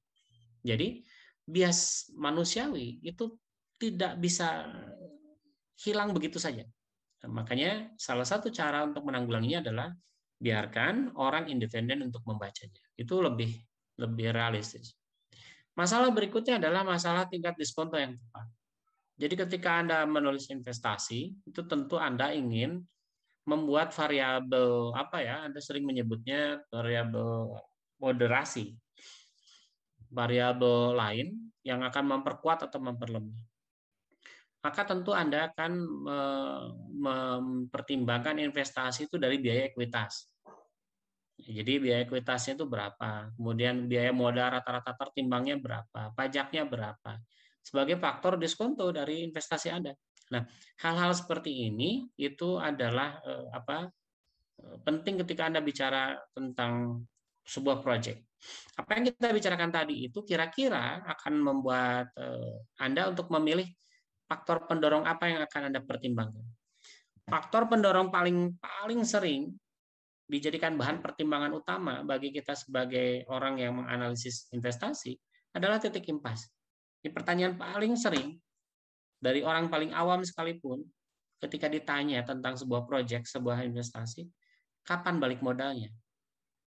Jadi kalau Anda meminta modal pada seseorang, kemudian orang itu nanya, kapan balik modalnya? Jangan tersinggung. Itu lumrah saja. Memang semua orang akan bertanya ketika dia diminta investasi, menjadi calon investor misalnya, dia tanya, kapan modal saya balik lagi? Itu lumrah sekali. Yang kedua, sensitivitas. Jadi ketika orang menilai sebuah proyek itu, cek sensitivitasnya. Seberapa sensitif dia terhadap keadaan ekonomi, sosial, politik, budaya gitu yang ada di tempat itu. Jadi proyek itu tanpa menganalisis sensitivitas susah. Oleh karena itu, karena banyak hal yang sensitif di dalam bisnis harus kita pertimbangkan, maka Anda harus tanya pada mereka yang membuat proyek, membuat proposal investasi itu, adakah skenario ketika berhadapan dengan keadaan tertentu? Itu yang Anda harus pikir. Jadi, tanya pada mereka, apakah ada skenario A, B, C? Skenario ini bisa dalam bentuk plan A, plan B, plan C, dan seterusnya, bisa juga dalam bentuk pohon keputusan. Semacam flowchart lah kira-kira. Jadi kalau flowchart-nya bagus, kalau skenario-nya bagus, kalau sensitivitasnya bagus, analisis titik impasnya bagus, maka kita akan terjun dalam proyek itu. Tetapi saudara sekalian, seperti yang saya sudah jelaskan tadi di awal, agak sulit bagi kita untuk paham betul tentang bagaimana cara mengelola keuangan perusahaan kalau kita tidak terjun langsung ke perusahaan. Coba dinyalakan kameranya.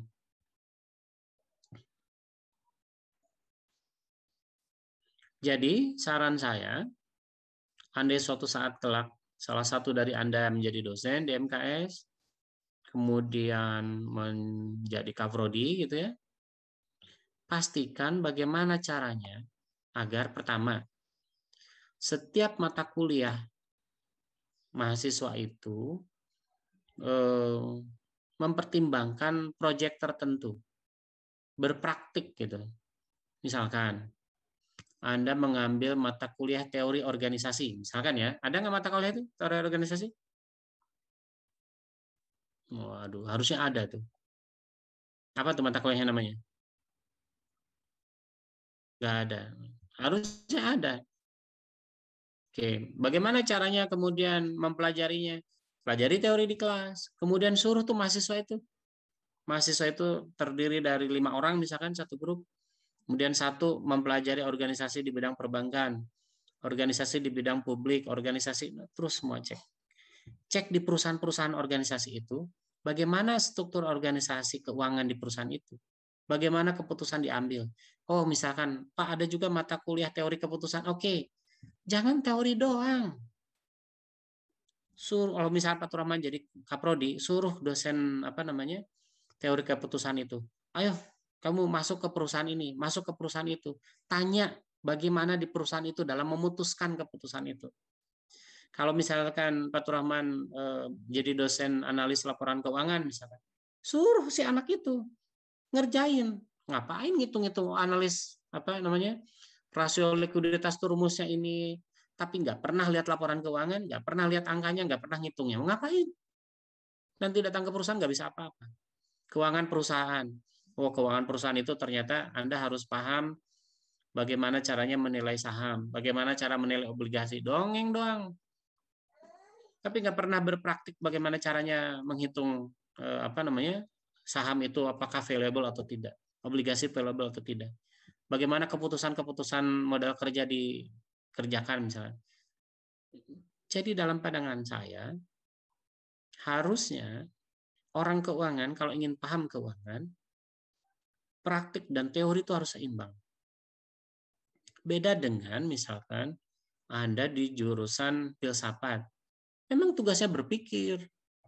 Anda di jurusan perbandingan agama, misalkan Lutfi di jurusan perbandingan agama.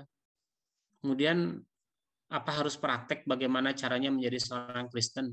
Berpraktek bagaimana caranya misa gitu ya, misa pagi, misa sore. Enggak gitu. Paham nggak maksud saya? Oke ya. Jadi poin terpenting dari perkuliahan hari ini adalah kita kemudian sekarang sadar bahwa sulit bagi kita untuk memahami dengan benar tentang bagaimana ketiga variabel yang kita bicarakan hari ini kalau kita tidak berpraktik. Uji coba misalkan ya. Uji coba apakah benar asumsi saya. Hoironisa. Lihat mukanya ke sini. Oke. Tadi saya katakan bahwa sulit bagi kita untuk memahami ketiga variabel yang kita bicarakan hari ini kalau kita tidak langsung terjun ke perusahaan. Variabel itu apa aja, Hoironisa? Satu. Lihat sini. Matanya ke sini. Satu, apa? Nah, terbukti kan? Jadi kalau hanya mendengar cerita saya, Anda seperti dengar cerita Nina Bobo gitu, sambil gitu. Disangkanya saya itu pendongeng gitu. Karena nggak ada praktik. Coba bayangin gini, ayo tugasnya datang ke perusahaan, tanya bagaimana mereka mempertimbangkan arus kas ketika mereka mau berinvestasi, tanya ke mereka, bikin wawancara, buat catatan. Ngerti kan nanti? Minggu depan datang lagi, kamu cerita, kamu datang ke perusahaan mana? Perusahaan ini, Pak. Di perusahaan ini, Pak, ternyata kalau investasi itu mereka nggak mikir, Pak. Arus kas berapa masuk, berapa keluar. Yang penting buat mereka mah nanti pas masuk dapat berapa, gitu ya. Mereka nggak penting karena modalnya gede, gini-gini. Itu akan mengakibatkan Anda paham lebih banyak. Ini baru tanya judul loh. Judulnya aja, Hoironisa nggak hafal itu. Perkuliahan hari ini tentang apa. Apalagi yang praktik lebih banyak di dalam. Kita coba lah.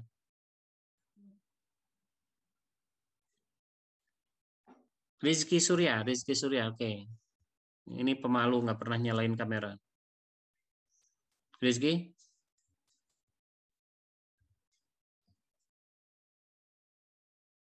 Nah, Febrian udah nggak malu lagi. Febrian? Ya, Pak. Oke. Di dalam pertimbangan ketika kita berinvestasi, faktor pendorong ada berapa?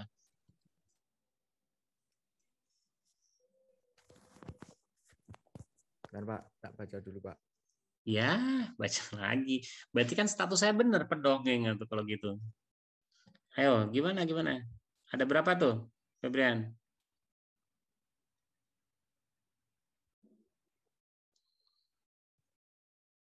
Ganti dulu Rum. Ya, Pak. Faktor pendorong ada berapa, Rum? Sebentar, Pak. Inayah, faktor pendorong ada berapa, Inayah? Sama, baca lagi. Faktor pendorongnya ada 2 bukan Pak? Proyeksi sama asumsi itu. Faktor pendorong itu baru berapa detik selesai tadi. Gimana sih?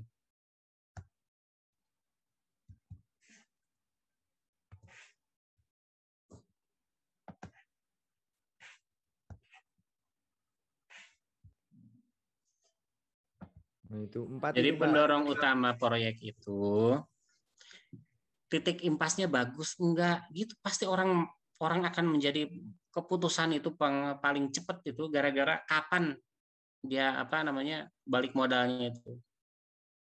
Berapa titik impasnya? Faktor utama itu paling sering orang ngomong itu dulu. Yang kedua adalah dia takut ada risikonya enggak nih usaha. Maka faktor pendorong utama itu sensitif enggak usaha ini. Investasi ini sensitif enggak gitu. Kalau sensitif berarti kan, kalau sensitif artinya prediksi masa depan atau proyeksi masa depan itu jadi sulit diprediksi.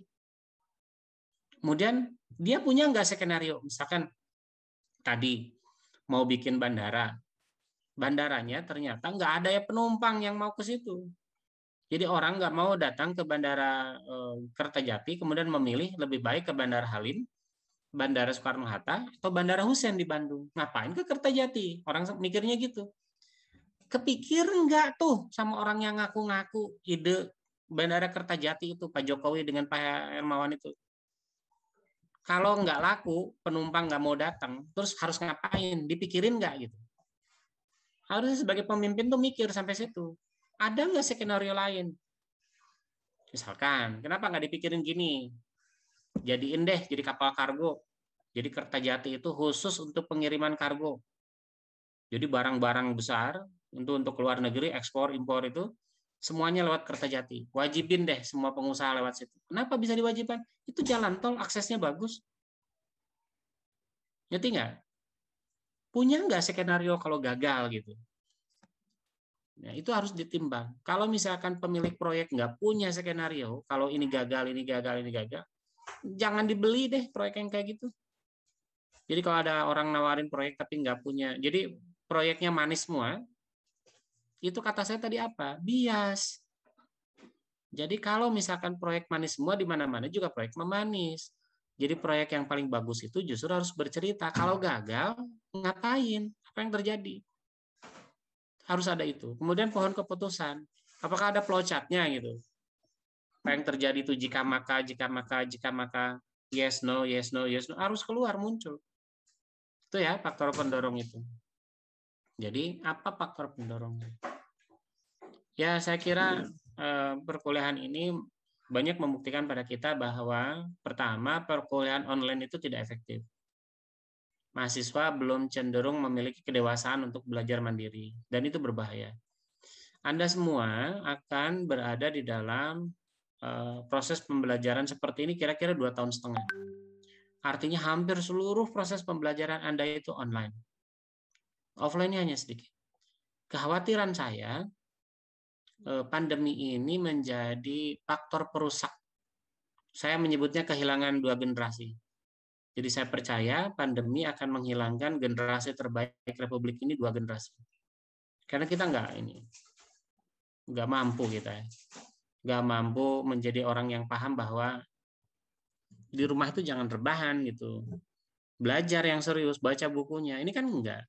Kalau nggak disuruh nggak dibaca. Salwa saya tanya, Salwa, malam baca nggak buku saya?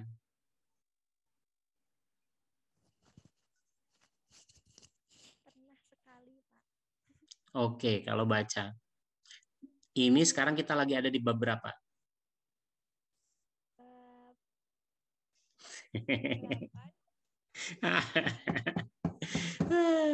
Ngerti nggak maksud saya?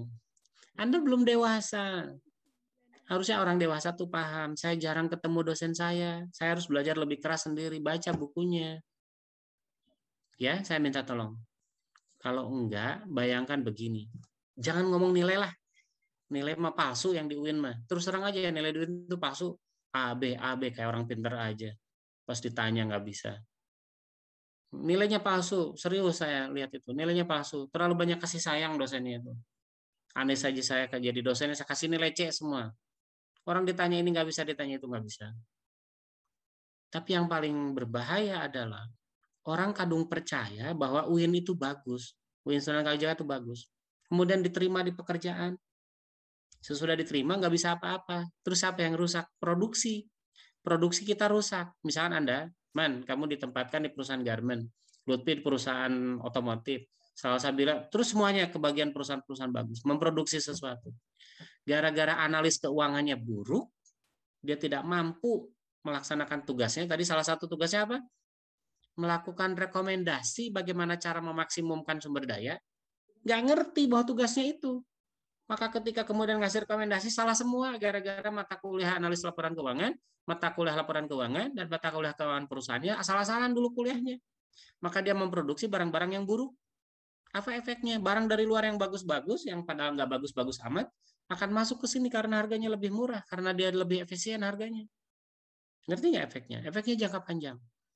Jadi tolong, Inaya, Arum, Aik, Sarifah, Tias, yang suka matiin kamera, Yusril, Ibnu Mubarak, Romdon, belajar yang serius. Karena terus terang aja, saya tuh kasihan kalau nggak ngasih nilai A itu. Ya, nilai dari saya kan selalu gede-gede tuh. Semester kemarin berapa? Ada yang saya kasih nilai C nggak? Berapa orang? Pan, kamu C nggak, Pan? Mata kuliah apa sama saya semester kemarin? MKI Manajemen Keuangan Internasional, Pak. Berapa itu nilainya? A per B. Nah, itu palsu, Pan. Harusnya C per D itu nilainya itu. Mau uji coba, Pan? Mau nggak saya uji coba benar bahwa nilainya harusnya C per D? Gampang, saya kasih pertanyaan satu aja, pertanyaan pasti nggak bisa jawab. Cuman saya tuh kasihan ke Afan itu udah baik gitu ya, soleh, rajin sholat. Masa nggak saya kasih nilai? Tapi saya berharap tolong buat kampus kita dipercaya orang. Jangan sampai nilai A, B, pas masuk ke perusahaan nggak ngerti apa-apa. Malu. Belajar yang serius ya. Sampai ketemu minggu depan, kita akan belajar tema yang lain. Nanti kita akan banyak usahakan ada pokok-pokok bahasan yang lebih penting. Saya mohon maaf, mohon maaf, UTS belum saya upload sesuai janji saya. Saya minggu kemarin tuh sibuk berlebihan, so sibuk juga. Urusan akreditasi, saya harus datang ke Jogja untuk rapat akreditasi. Besoknya harus ada urusan sama Kementerian Pendidikan. Terus malamnya ada urusan dengan LKPP. Saya belum selesai. Banyak pekerjaan belum selesai. Kebanyakan pekerjaan. Saya mau nyari asisten, asistennya pada nggak mau. Biasanya kan saya setiap tahun itu punya asisten 1-2 orang tuh. Ada siapa tuh? Dulu Rista gitu ya. Kalau sekarang mahasiswanya pada nggak mau ya susah. Jadi saya mohon maaf belum saya upload UTS-nya. Ya saya kira UTS-nya saya lihat itu tidak jauh daripada kisaran 92 dan 95 dan 0. Oh ya ada satu mahasiswa yang nilainya 0, 1 apa 2 ya saya lupa. Nilai UTS-nya ada yang 0 karena memang tidak mengerjakan sama sekali. Jadi saya mohon maaf nanti tidak perlu nanya ke saya. Karena harusnya sudah tahu kenapa 0 ya karena tidak dikerjakan. Cek dulu, takut ada karena beberapa pekerjaan yang sifatnya kelompok. Cek mungkinkah Anda tidak terdaftar di kelompok manapun. Jadi ada beberapa mahasiswa yang nilainya 0. Saya takut karena Anda memang beneran tidak ngerjain sama sekali atau temannya lupa mencantumkan nama Anda di kelompoknya. Karena itu kemudian nilainya jadi tidak ada. Saya usahakan sebelum bulan Agustus nilai UTS-nya sudah saya upload ya. Semoga saya ada waktunya. Saya masih sibuk nggak jelas sampai tanggal berapa? Sampai tanggal 3. Tanggal 3 itu ada bentrok kegiatan antara Kemendikbud sama harus vaksin di Jogja. Coba, saya harus milih apa? Milih cari uang? Vaksin kedua kan? Kan Ini vaksin vaksinnya, kedua Pak, tanggal. biar tambah sehat. Ya saya sih rencananya vaksin yang tanggal 3 itu saya mau kasihin ke kamu, Pep. Karena saya lebih butuh uang. Jadi saya mau kerja ke Kemendikbud karena ada uangnya. Vaksin mas saya udah sehat lah. Kamu kayaknya kurang sehat, Pep. Sudah divaksin, Pak. Makanya vaksin saya kasihin ke kamu, Pep. Kayaknya wajahnya kurang sehat. Kayak bangun tidur itu. Jadi Enggak, Pak. Kan Udah baru bangun divaksin, tidur Pak, kan? dari BM. Kelihatan tuh dari rambutnya bangun tidur. Ini emang gini, Pak. Rambutnya emang gini, Pak. Oh ya, amin lah. Oke, kita ketemu minggu depan. Semoga sehat selalu. Mohon maaf kalau saya belum memberikan pelayanan yang maksimal. Oh ya, satu lagi PKL yang khusus mahasiswa bimbingan saya. Nggak perlu nanya-nanya, Pak judulnya ini, Pak judulnya itu. Sekarepmu. Udah, tulis. Terus kemudian buat laporan. Laporannya upload di grup. Bisa ya? Terus laporan yang ada di grup itu semua orang tolong masing-masing dicek. Yang punya temennya kalau ada yang jelek kasih tahu. Misalkan ada typo. Misalkan Inayah sudah nyimpen tuh di grup. Pak Darmawan ini saya laporan PKL mohon dibaca. Nah waktu saya kan terbatas. Tolong yang typo, yang kesalahan konsep sederhana cek sama temennya. Di-upload di grup kemudian temennya baca. Tolong yang melihat ada kekurangan diingatkan temennya. Dan yang diingatkan jangan belagu, marah-marah. Ya, kalau diingatkan itu kan harus bersyukur. Misalkan Inayah ngupload, ternyata teori keuangannya ada yang salah gitu. Fahmi ngebetulin, Inayah itu harusnya begini, terima aja. Ya, saling mengingatkan.